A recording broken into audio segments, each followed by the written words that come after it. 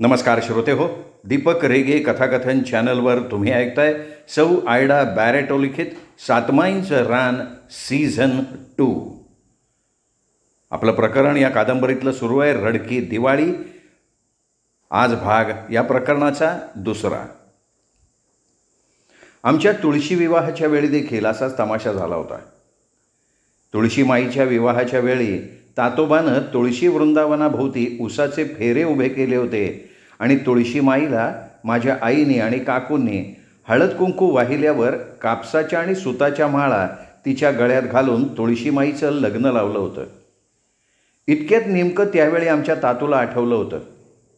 आमचा सखा होता त्या दिवाळीत ह्याच तुळशी विवाहाच्या वेळी अशा कापसाच्या आणि सुताच्या माळा घालण्याच्या वेळी आमचा सखा सारखा पुढे येऊन पायामध्ये लुडबुडत होता म्हणून तातूनं त्याला डोकीवर चापट्या मारत मागे लोटलेलं होतं.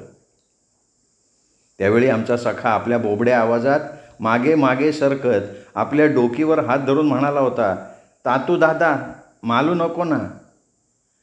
आणि नेमकी तीच जीव घेणी आठवण आमच्या तातूला आली होती आणि तो एकदम त्या तुळशी वृंदावनालाच मिठी मारून, सखा सखा मी तुला का मारलं रे, अरे सखा परत ये की रे, असं म्हणत मोठ्यांदा रडायला लागला. ते बघून आमचा वाडा क्षणभर स्तब्ध झाला होता. पण नंतर आम्ही सगळेच तातूबरोबर रडायला लागलो आणि आजी फक्त डोक्याला हात लावून आम्हा सगळ्यांकडे बघत राहिली होती.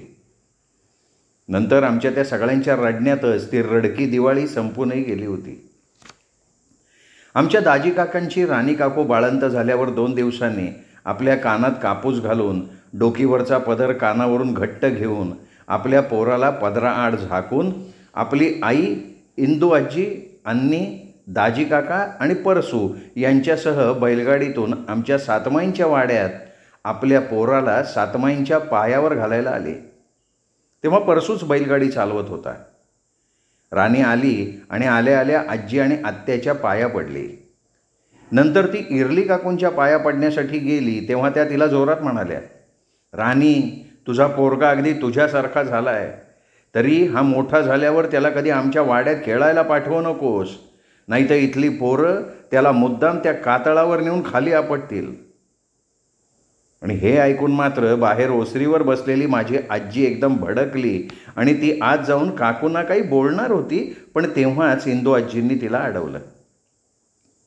त्यावेळी राणी काकू एवढंसं तोंड घेऊन बाहेर आली आणि ओल्या डोळ्यांनी ती आमच्या सगळ्या आयांच्या पाया पडली होती. आमच्या इरली काकूंच्या ह्या अशा वागण्यानं आमच्या वाड्यावर एक अशुभ सावटच आलेलं होतं. राणी काकू नंतर सर्वांबरोबर आमच्या सातमाईंच्या पारावर गेल्या. त्यावेळी एक साधी परंतु फार महत्त्वाची अशी घटना घडली होती.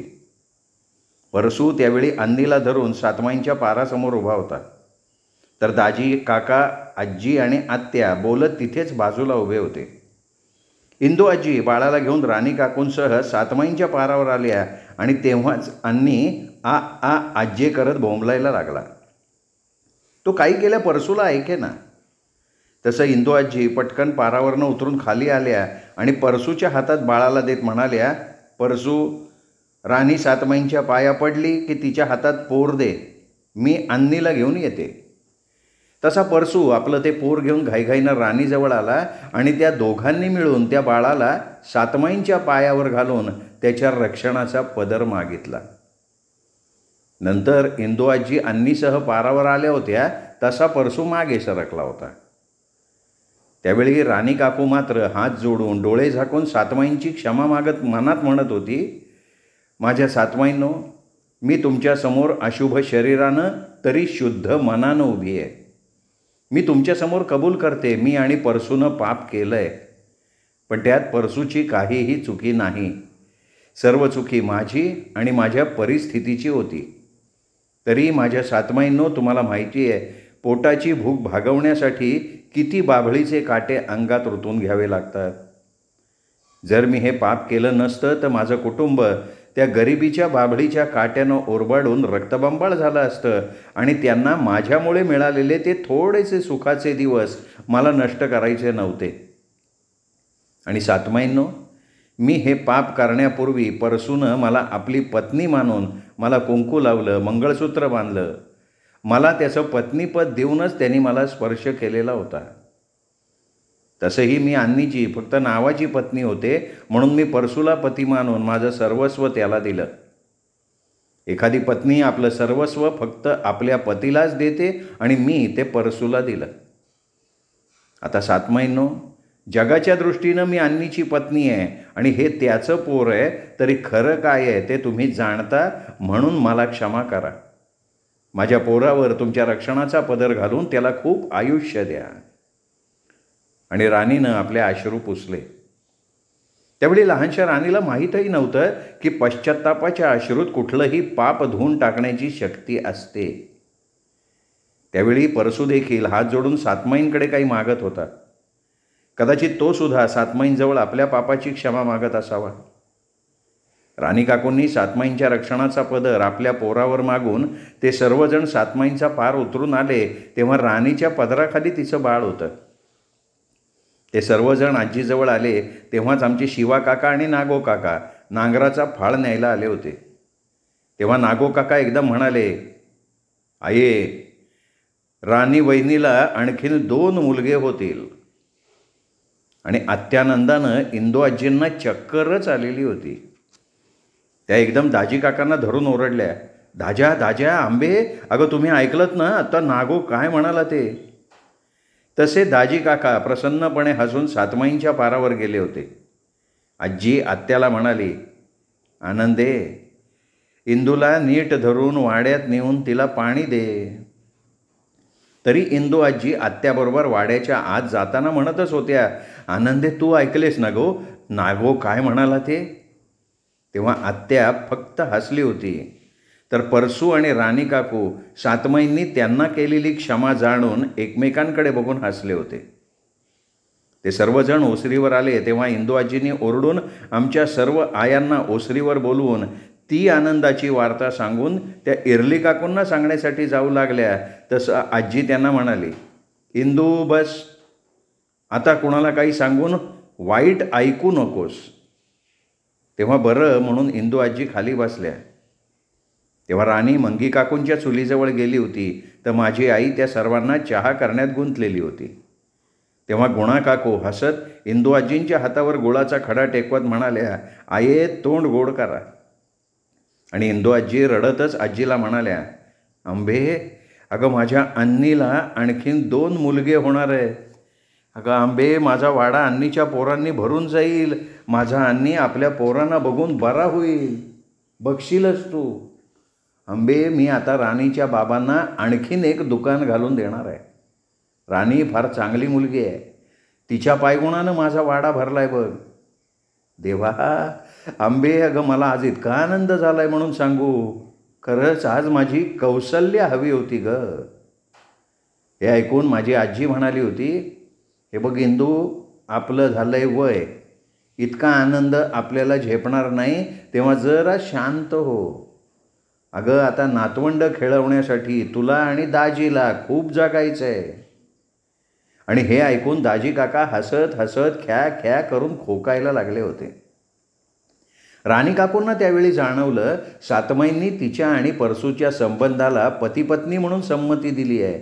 त्यामुळे ती मनातनं अत्यंत हरखून गेली होती आणि परसूला तर अत्यानंद झालेला होता. इकडे हे सगळं घडत असताना माझ्या आजीनं निरखून शेंबूड गळणाऱ्या अन्नीकडे नीट बघितलं. तेव्हा तिला त्या अन्नीचं ध्यान बघून वाटलं की हे कसं शक्य आहे. ज्याला आपलं शेंबूड काढण्याची अक्कल नाही तो अन्नी, पण सातमाई तर. आणि आजीने आपली मान झटकली.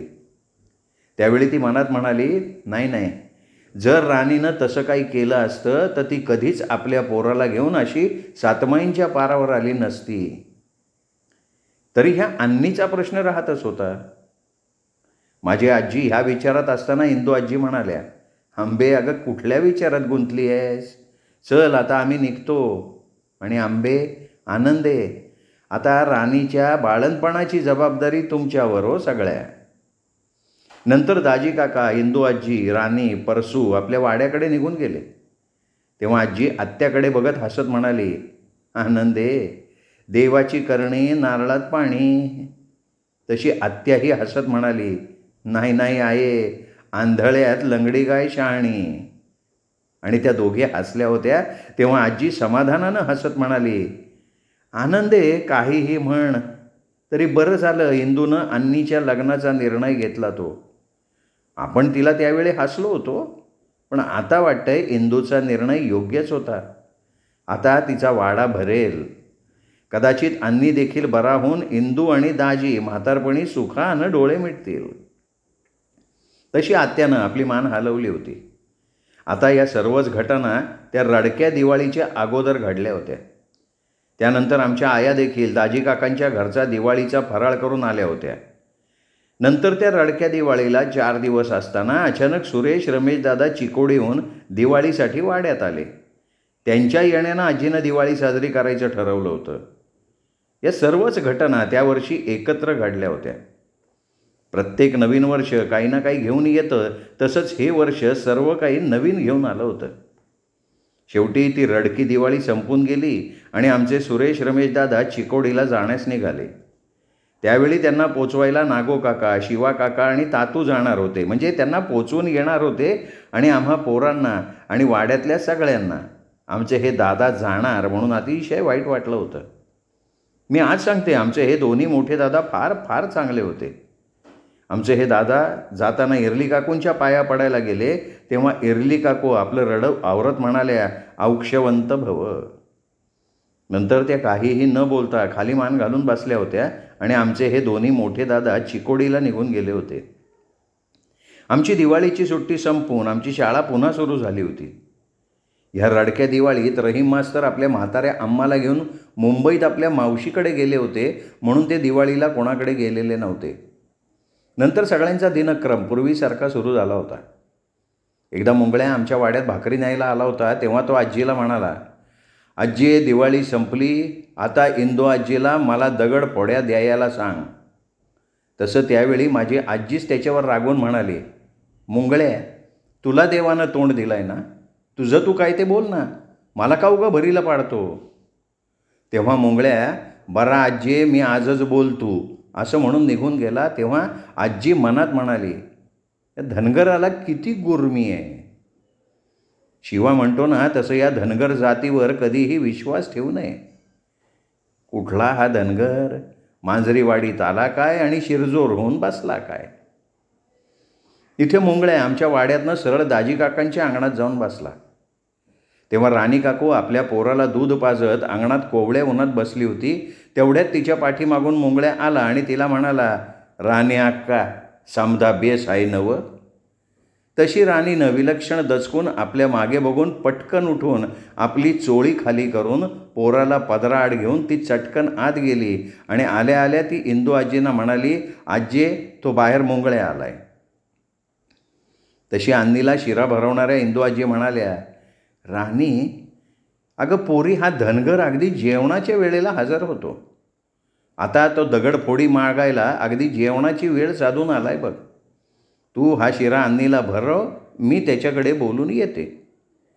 तशी राणीनं मान हलवून आपल्या पोराला तिथे चटईवर पांघरुणात खाली ठेवलं आणि ती अन्नीकडे वळली होती तर तिचा तो वेडा नवरा हातपाय हलवणाऱ्या पोराकडे घाबरून बघत होता. राणी आपल्या वेड्या अन्नीकडे बघत होती. तेव्हाही तिला वाटलं की जर हा वेडा तिला एक मूल देण्या इतपत शहाणा असता तर किती बरं झालं असतं. तिला आठवलं जेव्हा इंदू आजींनी अगदी पहिल्या प्रथम तिच्या पोराला अन्नीकडे नेलं, त्या हसत हसत रडत म्हणाल्या होत्या, अन्नी पोरा बघ तुझा पोरगा, आता तरी पोरा शहाणा हो. त्यावेळी भलतंच झालं होतं. अन्नी हातपाय हलवणाऱ्या पोराच्या त्या गाठोड्याकडे बघून भयंकर घाबरून वेड्यासारखी लाळ सांडत एका विचित्र आवाजात ओरडून सरळ पलंगावरनं खाली पडला. तेव्हा त्याचे हातपाय थरथरत तोंडात फेस येऊन त्याने डोळे फिरवले होते. अन्नी त्या पोराला बघून शहाणा होण्याऐवजी घाबरून जास्त वेडा झाला होता. या घटनेनंतर तिच्या म्हातारीने अनेक वेळा त्या पोराला अन्नीजवळ नेलं होतं, पण त्यावेळी अन्नी तोंडात फेस येऊन आकडी येऊन पडला नाही, पण तो इतका घाबरला होता की आ आ आज्जे करत इथे तिथे धडपडत पळत सुटला आणि उंबरठ्यावर आपटून खाली पडला. तेव्हा दाजी काका आपल्या आईला म्हणाले होते की अगा आये, अन्नीला हळूहळू त्याची सवय होईल. तू एकदम त्याच्यासमोर बाळाला नेऊ नकोस. अगं त्याला कळायला लागल्यापासनं तू, मी, राणी आणि परसू एवढंच त्याचं विश्व आहे. तेव्हा तो अचानक बाळाला बघून घाबरणारच ना. म्हणून आये, तू मुद्दाम आपणहून बाळाला त्याच्याजवळ नेऊ नकोस, त्याला जरा दूर ठेव. आपल्या पोराचं ते बोलणं इंदू आजीला पटलं होतं. बिचारीला वाटलं होतं अन्नी आपल्या त्या गुटगुटीत पोराला बघून खाडकन बरा होईल. पण आता राणी काकू बाळंतून 1 महिना झाला होता. खरं तर दिवाळीच्या अगोदर आमच्या आया आणि आत्या इंदू आजींकडचा दिवाळीचा फराळ करून आल्या होत्या. तेव्हा आत्या राणीकरता महिनाभर इंदू आजींकडे राहायला जाणार होती. पण मध्येच आमचे सुरेश आणि रमेश दादा आल्यामुळे आत्या इंदू आजींकडे गेली नव्हती. तर राणी आणि तिची आई, तिची भावंड दिवाळीला महिनाभर दाजी काकांच्या वाड्यात मुक्कामाला होती.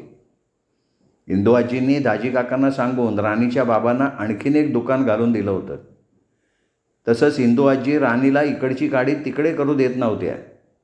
त्यावेळी इंदू आजी मुंगळ्याकडे बोलायला बाहेर गेल्या आणि राणी काकूंनी तो शिरा स्वतःच गप्पा खाऊन पोराला पाळण्यात ठेवून ते दाराजवळ पळाले.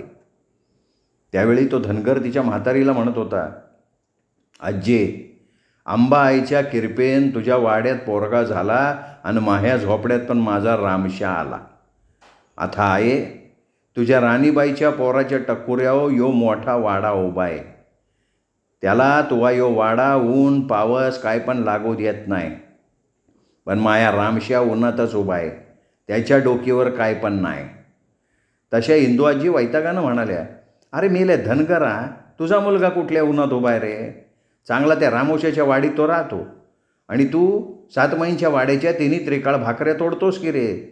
मग उगं कशाला त्याच्या डोकीवर काही नाही असं म्हणतोस?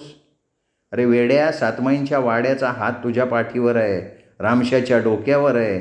अरे ही किती भाग्याची गोष्ट आहे, हे तुला माहिती नाही आहे का? तसा मुंगळ्या जरा चर्रकला. त्याला वाटलं ही खाष्ट म्हातारी आता दगड फोड्या द्यायची टाळाटाळ करतीये. उद्या ही ती कातळाची जमीनसुद्धा परत मागायला कमी करणार नाही. तसा तो सरळ दाजी काकांकडे बघत म्हणाला, मालकांनो, आता मना कवा दगड फोड्या गौसन. तसं इंदू आजीच म्हणाल्या, धनगरा घाबरू नकोस, तुला मी दगड फोडी देणार आहे. तेव्हा उगाच काहीतरी बोलून फाटे फोडू नकोस. धनगरा, अरे दगड फोडी आणायचं म्हटलं की त्याची फार उन्नवारी करावी लागते. त्यात आता राणी ओली बाळंती नाही आणि माझ्याने काही त्या दगड फोड्याची उन्नवारी होणार नाही. त्यात राणीच्या आईला पुन्हा इथे बोलवायचं ठरवलं तर ती सुद्धा आजारी असते. तेव्हा हे बघ धनगरा, अजून 2 महिने गेले, राणी उठून चुलीकडे बसायला लागली की मी लगेच तुला दगड फोडी आणून देईन. तोपर्यंत जरा धीर धर. तसं मुंगळ्या चटकन म्हणाला, आज्जे, तू ह्या मदतीला 7 माईच्या वाड्यातनं कोणाला तरी बोलवू की. तशा आता इंदू आजी खरंच चिडून म्हणाल्या, अरे धनगरा, लोकांना काही त्यांचे कामधंदे नाही आहेत का तुझ्या दगडफोडीची उन्नवारी करायला ते सगळी सोडून इथं धावत येतील? हे बघ, माझ्या कामासाठी मी कुणाला इथे बोलावणार नाही. 2 महिन्यांनी तुला दगडफोडी मिळेल. आता तुझं तू काय करायचं आहे ते ठरव. तेव्हा एकंदरीत इंदू आजींचा रागरंग बघून तो नाईलाजानं म्हणाला, म्या आता काय बोलू? आजी, तू काय सांगल तोच म्या ऐकणार आहे. आणि तो नाकानं वास घेत म्हणाला, आजी, सांजा केला आहे जणू, माह्या रुयाला देतीस? तेव्हा इंदू आजींनी बरं म्हटलं आणि त्या आत गेल्या. मुंगळे अंगणात बसला तरी त्यावेळी तो विचार करत होता. त्याच्या जमिनीतलं ते कातळ महा जबरदस्त होतं. त्या कातळानं त्या जमिनीचा अख्खा तुकडा गिळून ते शांत बसलं होतं. त्याच्या धनगरी अंदाजाप्रमाणे ते कातळ फोडायला, त्या दगड फोड्याला कमीत कमी 8-10 दिवस तरी लागणार होते. आणि समजा जर त्या दगडफोडीच्या उन्नवारीत ही डोकरीच आटपली तर तो दगडफोडी अर्धं काम ठेवून परत जाईल आणि डोकरीच्या क्रियाकर्मात महिना निघून जाईल. त्यात जिथे मयत होते तिथे दगडफोडी 3-4 महिने तरी जात नाही. म्हणजे एवी तेवी असाही उशीर आणि तसाही उशीर. हा उशीर परवडला, परंतु डोकरी आटपून जो उशीर होईल तो त्याला परवडणारा नव्हता. मुंगळ्या या विचारात असताना इंदू आजींनी त्याला पानात बांधून शिरा आणून दिला. त्या रागानंच म्हणाल्या, जा आता. तसा मुंगळ्या निघून गेला. तेव्हा इंदू आजी मुंगळ्यासाठी शिरा न्यायला आत आल्या तेव्हा राणी भरकन चुलीकडे पळाली होती आणि त्या आत आल्यावर ती आपण त्या गावचेच नाही अशा तऱ्हेनं इंदू आजींना म्हणाली, आजी तो धनगर काय म्हणत होता? तसं इंदू आजी रागानं म्हणाल्या, त्या मेल्याला नाही काळ वेळ आला होता दगडफोडी मागायला. त्याला मी सांगितलं आहे 2 महिन्यांनी ये, पण मेल्याला शिऱ्याचा बरोबर वास आला बघ. आता त्याला नाही कसं म्हणणार मी? असं बडबडत इंदू आजी शिरा घेऊन बाहेर गेल्या तेव्हा राणी उगाच चिंताग्रस्त झाली होती. ती आता ते धनगर मुंगळे आणि रुहीचं एक ओझं आपल्या डोक्यावर घेऊन बसली होती. इंदू आजी मुंगळ्याला शिरा देऊन आत आल्या आणि झोपाळ्यावर बसलेल्या दाजी काकांना म्हणाल्या, ऐकलंस ना दाज्या, मेला काळवेळ काही बघत नाही, लगेच दगडफोडी दे म्हणतोय.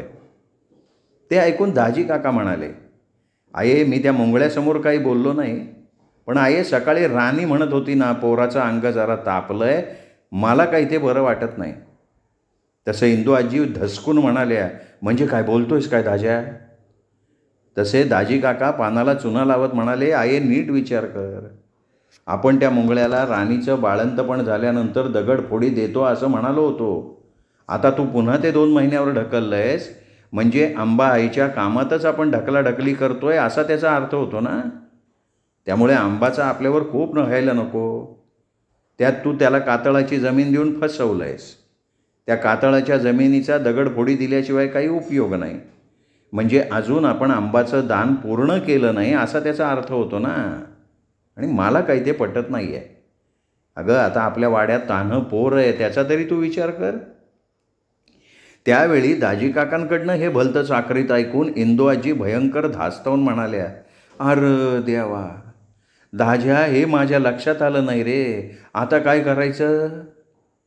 दाजी काका म्हणाले, हे बघ आहे, तू काही काळजी करू नकोस.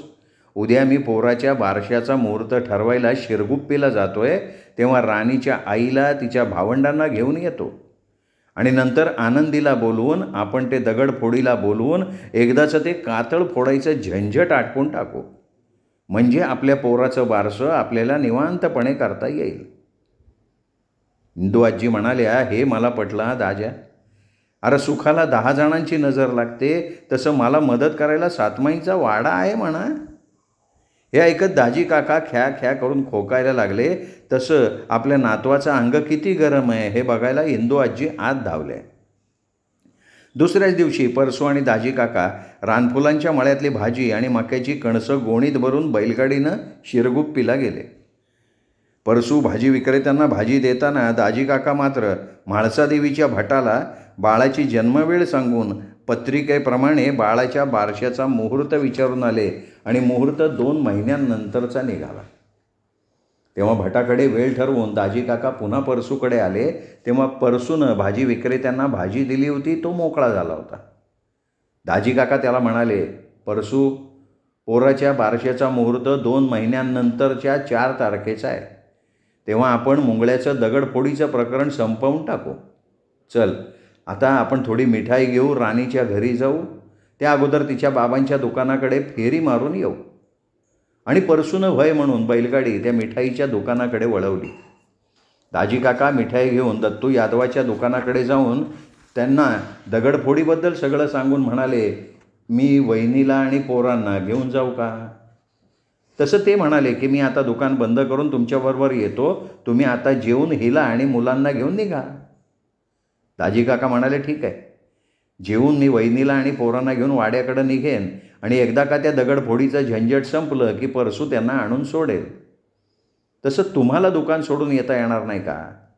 म्हणजे काय होतं यादवराव, असा आमचा वाडा भरला ना की राणीला, अन्नीला, माझ्या आईला खूप बरं वाटतं. तसे दत्तू यादव हसत म्हणाले, हे बघा दाजीबा, तुम्ही कसलाही संकोच करू नका. माझी मंडळी तुमच्या वाड्यावर गेली की मला माझ्या एका नोकराच्या घरनं जेवणाचा डबा येतो, तेव्हा तुम्ही कधीही आमच्या कुटुंबाला घेऊन जाऊ शकता. हे सगळं बोलत बोलत सगळेजण राणी काकूंच्या घरी पोहोचले. नंतर दाजी काका, परसू, राणीची आई, तिची भावंड दाजी काकांच्या वाड्यात पोहोचली. तेव्हा बाळाचं अंग जरा गरम होऊन त्याला 4-5 शिंका आल्या होत्या. त्यामुळे इंदू आजी अगदी घाबरून गेल्या होत्या. आमचे दाजी काका घरी पोहोचल्याबरोबर त्या दाजी काकांना घाबरून म्हणाल्या, दाज्या, अरे पोराचं अंग जरा गरम होऊन त्याला 4 शिंका पण आल्या आहेत. मी उद्याच परसूला मिरजेला पाठवते, त्याला दगडफोडी आणायला सांगते. आणि इंदू आजींनी लगा परसूला मिरजेला पाठवायची तयारी केली होती. त्यावेळी इंदू आजींनी परसूच्या बैलगाडीत चांगल्या 40-50 भाकऱ्यांची चवड, सुक्या लसूण दाण्याची चटणी, कांदे, मिरच्या, तेलातली वाटाण्याची उसळ, चण्याच्या डाळीची उसळ, मिरच्या खोबरं घातलेली चटणी, दह्याची मडकी आणि दुसरे खाण्याचे खूप काही पदार्थ, तसंच एक वाकळ आणि 2 टोपल्यात शेंगा आणि गुळाचा खाडासुद्धा ठेवला होता. परसू आपली फरशी घेऊन भल्या पहाटे मिरजेला निघाला तेव्हा राणीचे डोळे पाण्यानं भरले होते. ती जवळपास कोणी नाही असं बघून हलकेच परसूला म्हणाली, धनी, सांभाळून जा. आज पहिल्यांदा आपल्या राणीच्या तोंडून धनी हे ऐकून परसू विलक्षण गलबलला होता. तो हलकच वाकून तिला म्हणाला, तू तुझी आणि पोराची काळजी घे, मी येतो. परसू निघाला तेव्हा दाजी काकांनी त्याच्या हातावर बरेच रुपये ठेवले आणि म्हणाले, पोरा, आजीनं दिलेलं जेवण संपलं की दगडफोडीला आणताना हॉटेलातलं जेवण आणि चहा पाणी कर. तसंच मिरजेला पोचल्यावर अगोदर झुंजार पाटलांना भेटून दगडफोडीला मांजरीवाडीत आणायची परवानगी घे. नंतर झुंजार पाटलांना घेऊन सफेद बगळ्याच्या रानात जाऊन देवा दगडफोडीला घेऊन तू लोगोलोग माघारी फिर. आणि हे बघ, जाताना कातळाच्या जमिनीत मुंगळ्यात दगड वेचीत बसला असेल त्याला म्हणाव मी इथे बोलावलं आहे. शेवटी परसू निघाला तेव्हा इंदू आजी काही आठवून त्या एकदम परसूला म्हणाल्या, परसू जरा थांब. तेव्हा थांबलेला परसू बघत असताना भाजलेल्या मक्याच्या कणसाची टोपली त्याच्याजवळ ठेवत त्या म्हणाल्या, परश्या, पोरा, गाडी हाकताना ही कणसं चगळत जा. तसंच मी गाजरं आणि रताळी दिली आहेत ती सुद्धा. दाजी काका ओरडले, आये आता त्याला जाऊ दे. तरी इंदू आजी एकदम म्हणाल्या, परश्या, बैलगाडी रस्त्याच्या मधोमध चालवू नकोस, रस्त्याच्या बाजूनं चालव. त्या मळल्या मोठ्या ट्रकवाल्यांचा काही भरवसा नसतो. परसू आजीच्या या बोलण्यावर एकदम गलबलून गेला.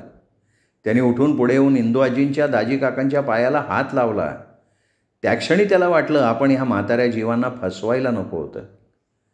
त्या एकाच भावनेनं त्यांनी जाताना राणीकडे बघायचं टाळलं आणि अन्नीच्या डोक्यावर हात फिरवून तो निमूटपणे बैलगाडी जाऊन बसला.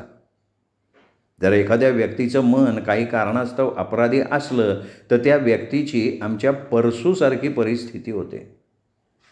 परसूनं जाताना कातळाच्या जमिनीकडे जाऊन दाजी काकांचा निरोप मुंगळ्याला दिला आणि तो गाडी फिरवून जायला लागला तेव्हा मुंगळ्यानं आश्चर्यानं परसूला विचारलं की आपल्याला का बोलवलंय आणि तू बैलगाडी घेऊन कुठे निघालायस.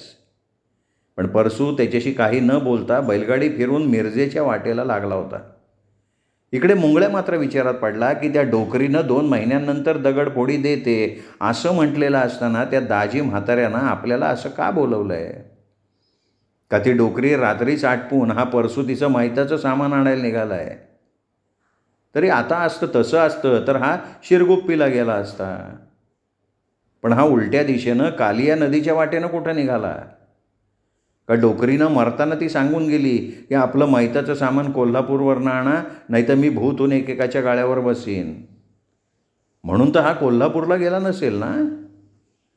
नंतर मुंगळ्याला वाटलं की आपण हा कीस पाडण्यापेक्षा जाऊन बघू की त्या म्हाताऱ्यानं आपल्याला कशाला बोलवलंय ते तरी कळेल.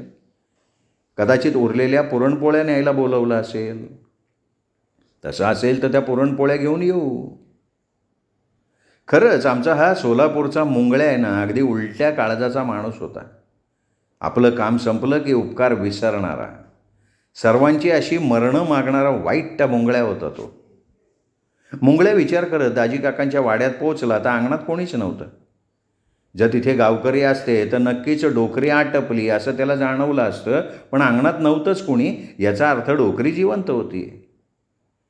तसा तो अंगणातून ओरडला, आजी मी आलो. तेव्हा झोपाळ्यावर बसलेले दाजी काका खोकत खोकत बाहेरून म्हणाले, मुंगळ्या आलास का. अरे तुझ्या दगडफोडीला आणायला परसू मिरजेला गेला आहे. तो 4 दिवसांनी येणार आहे. तर उद्यापासनं सकाळी सकाळी तू माझ्या शेतांना पाणी पाजायला यायचं आणि नंतर इथेच भाकर तुकडा खाऊन जायचं. हे ऐकताच मुंगळ्याला भयंकर आश्चर्य वाटून त्याला अतिशय आनंद झाला होता. पण तोंडावर तो आनंद न दाखवता तो म्हणाला, पर मालकांनो, आजी तर मला म्हणाली होती 2 महिन्यांनी दगडफोडी देतो आणि आता. तशा इंदू आजी बाहेर येत म्हणाल्या, अरे मुंगळ्या, पोराचं बारसं 2 महिन्यांच्या मुहूर्तावर करायचं ठरलं आहे. इथे राणीची आई, तिची भावंडं आली आहेत, म्हणून मी आनंदीला बोलवून तुझ्या दगडफोडीचं आटोपून घेणार. दाजी काका म्हणाले, हे बघ मुंगळ्या, तू उद्या सकाळी लवकर ये. पहिल्यांदा रानफुलांच्या माळ्याला पाणी पाजून नंतर शेताकडे जायचं आहे. हे बघ, रानफुलांच्या माळ्यात मी तुझ्याबरोबर येईन आणि शेताला बांध फोडून पाणी कसं पाजायचं हे तुला आमचे रामोशी दाखवतील. नंतर 4 दिवस तू शेतांना पाणी पाजायचं आहेस हे लक्षात ठेव. तसा मुंगळे बरा म्हणून इंदू आजीकडे बघत उभा राहिला. तशा ते आता हा काहीतरी हातावर टेकवायला मागणार म्हणून त्याला तू आता जा असं म्हणत घाईघाईनं आत निघून गेल्या. दाजी काका पण चटकन आत जाऊन खोकत बसले. तेव्हा मुंगळ्यानं जरा वेळ कोणीतरी बाहेर यायची वाट बघून नंतर तो सरळ झापा चालत आपल्या झोपडीकडे गेला. त्याला माहिती होतं तो आपल्या कातळाच्या जमिनीत गेल्यावर रुही रामशाचं सगळं आटोपून स्वतः आंघोळ करून जरा उशिरा सातमाईंच्या वाड्यावर जाते, म्हणून तो घाईघाईत आपल्या झोपडीत आला. तर त्याच्या अंदाजाप्रमाणे रुया रामशाला पाजवून त्याला झोपून झोपडी झाडत होती. तसं मुंगळ्यानं झटकन आत येऊन रोहीच्या खांद्याला धरून आनंदानं तिला गरागरा फिरवीत ती दगडफोडीची बातमी तिला दिली आणि त्यांनी उद्या दाजी काकांच्या शेतावर जाऊन शेतांना पाणी पाजून तो तिथेच भाकरी खाणार आहे हेही तिला सांगितलं. रोही म्हणाली, चला बरं झालं धनी, नाहीतर तुम्ही कवा धरणं दगडफोडी करत आपला जीव जाळीत होता. आणि नंतर ती आश्चर्यानं म्हणाली, पर धनी, आता तथं माप माणसं आणि रामोशी असताना तुम्हासनी व कशापायी शेताला पाणी घालायला बोलिवलं. तेव्हा मुंगळ्या रागानं म्हणाला, रुया, यो हातचा शेतकरी महा बेरकी आहे बघ.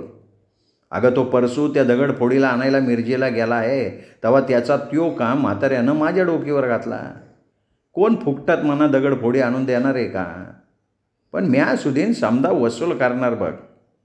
हे ऐकून रुही हसली आणि म्हणाली, धनी, म्या काय आज सातमाईंच्या वाड्यावर जात नाही, तुम्हीच जाऊन छान भाकऱ्या आणा.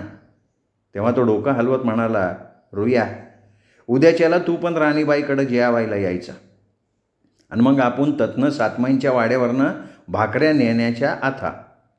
म्या आपल्या कातळाकडं दगड इचायला जाणार नाही आता.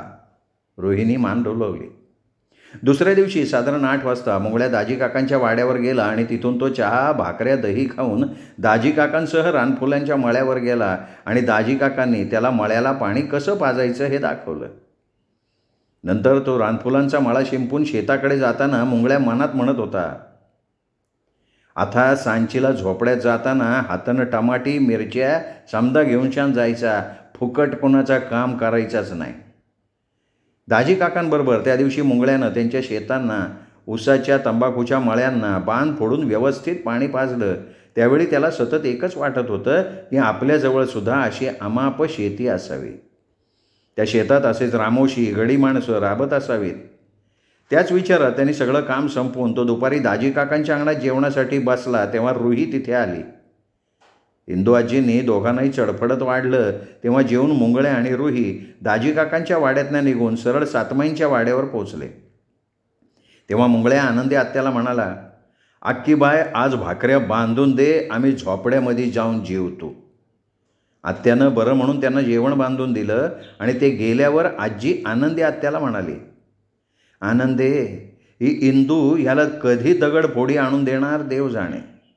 एकदा का ह्याचं कातळ फुटलं की नंतर मी स्वतः त्याला भाकऱ्या देणं बंद करून टाकणार आहे. आत्या म्हणाली, का ग आहे, रुयाला तू आपली मुलगी मानलायस ना. तशी आजी म्हणाली, हे बघ आनंदे, रामशा आपल्या वाड्यात झाला, त्याचं बारसं सातमाईंच्या पारावर आपण केलं, याचा अर्थ असा नाही की त्या रुही मुंगळ्याला आपण दिवस रात्र जेवण द्यायचं. अगं, एखाद्या दिवशी जेवण वाढणं मी समजू शकते, पण सतत कुणाला पोषणं हे जड असतं. त्यात आनंदे, त्या धनगराला तुझ्याच भाकरीच्या टोपलीतनं भाकऱ्या जातात, उसळी, दही, ताक जातं आणि हे मला नाही पटत. तू काय त्या दोघांचा ठेका घेतलायस का? आत्या म्हणाली, आई जाऊ दे, यांच्या तोंडातलं ती दोघं जेवतात असं मी मानते, नेऊ दे त्यांना भाकऱ्या. मग आजी गप्प झाली. वास्तविक त्यावेळी हुशार मुंगळ्यानं माझ्या आजूला परसू दगडफोडी आणायला मिरजेला गेला आहे हे मुद्दाम सांगितलं नव्हतं, कारण आता तो दाजी काकांकडे काम करून तिथे जेवतोय हे समजल्यावर आजी त्याला भाकऱ्या देणार नाही हे त्याला माहिती होतं. आयतं मिळणारं सोडणाऱ्यांपैकी मुंगळ्या नव्हता. त्या दिवशी सातमाईंच्या वाड्यातनं भाकऱ्या आणल्यानंतर मुंगळ्या रुहीला म्हणाला, रुया, आता मी मस्त झोपणार. संध्याकाळी रानफुलांच्या मळ्या चिरून मोप भाजी आणणार. तेव्हा रुहीसुद्धा काही बोलली नाही. त्या दुपारी मुंगळ्या अंथरुणावर बसून म्हणाला, रुही, तुला आठवते त्या नागो खोतानं मला 2 वेळा गुप्तधन मिळणार आहे असं सांगितलेला होता. आता माझा त्याच्यावर विश्वास नाही, पण समज रुया मला असलं गुप्तधन भेटलं तर मी अख्खे मांजरीवाडी विकत घेईन. आपला रामश्या त्या हरामखोर खोताच्या नाकावर टिचून मोठा वतनदार होईन. साली ती सातमाईची माणसं आपल्याला कुत्र्यासारखी सतत हाड करून वागवतात. रुया, त्या दिवशी दिवाळीच्या वेळी त्या खोताच्या ओसरीवर पंगत बसली होती. मी त्या अक्कीला म्हणलं, मी पंक्तीत बसू का? तर ती मला म्हणती कशी, मुंगळ्या, ही घरची पंगत आहे, तुला जेवण दिलं आहे, आता तू निघ. मी काय तिथं बसून मनभर हादडणार होतो का? आता तू नाचतेस ते तुझं माहेर माहेर माहेर, पण बघ मला त्या आक्कीनं कुत्र्यासारखं हाड करून टाकला. बघ रुया, मी सगळ्यांचे अपमान सहन करतोय. त्या किन्नाची उष्टी दारू मी पितोय, पण एक दिवस बघ मी त्या किन्नाला माझ्याबरोबर दारू प्यायला बसवीन आणि तो सातमाईंचा वाडा घेऊन मी खणून काढीन. इथं माझी धनगरवाडी मी बसवीन, तरच मी नावाचा मुंगळ्या आहे. तेव्हा रुही फक्त आपल्या गालावर हात ठेवून आपल्या नवऱ्याचं बोलणं ऐकत होती.